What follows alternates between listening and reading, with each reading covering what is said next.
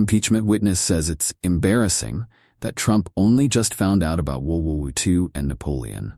Retired U.S. Army Lieutenant Colonel and Trump impeachment witness Alexander Vindman mocked the former president on Thursday for what he saw as the Republicans' limited historical knowledge, after Trump seemed to describe just learning about WWII history during a recent campaign stop.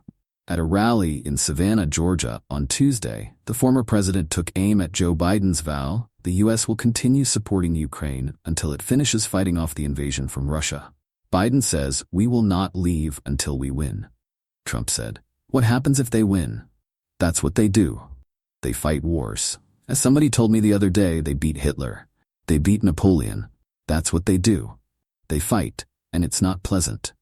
Vindman, who served on the National Security Council and whose family immigrated to the U.S. from the Soviet Union, took issue with these comments. "First, I have to address this commentary," Vindman told CNN. "I mean, just the other day somebody told him about World War II? I mean, how preposterous is this?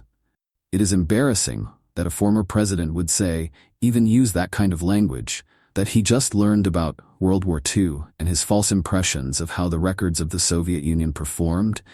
Really at the backbone was support from the West in massive casualties that they took.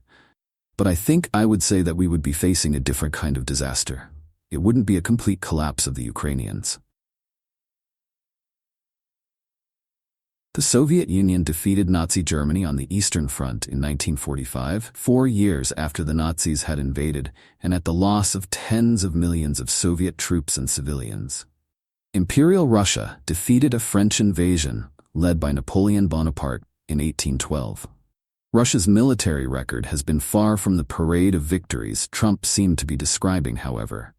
The Ukraine war, for instance, has stretched far longer than Russian war planners thought it would, and the Russian military has been bogged down in other quagmires before, including its campaign and eventual withdrawal from Afghanistan in 1989, as well as other major losses like the Cold War and WWII.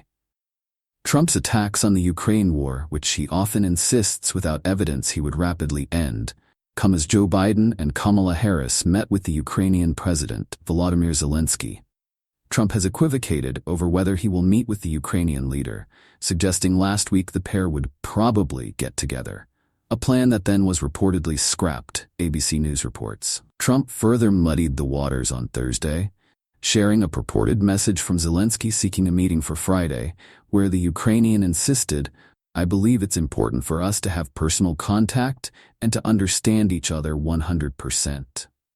On Sunday, Zelensky said he doubted Trump could finish the conflict. "My feeling is that Trump doesn't really know how to stop the war, even if he might think he knows how," Zelensky told The New Yorker.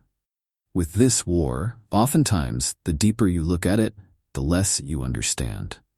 I've seen many leaders who were convinced they knew how to end it tomorrow, and as they waded deeper into it, they realized it's not that simple. Zelensky has also called into question recent comments by Vance, appearing to suggest the war could be ended with Russia keeping the Ukrainian land it has conquered, and seemed to suggest that Germany, not Russia, should lead the way in paying to rebuild the damage Vladimir Putin's troops have wrought. The Independent is the world's most free-thinking news brand, providing global news, commentary, and analysis for the independently minded. We have grown a huge, global readership of independently minded individuals who value our trusted voice and commitment to positive change. Our mission, making change happen, has never been as important as it is today.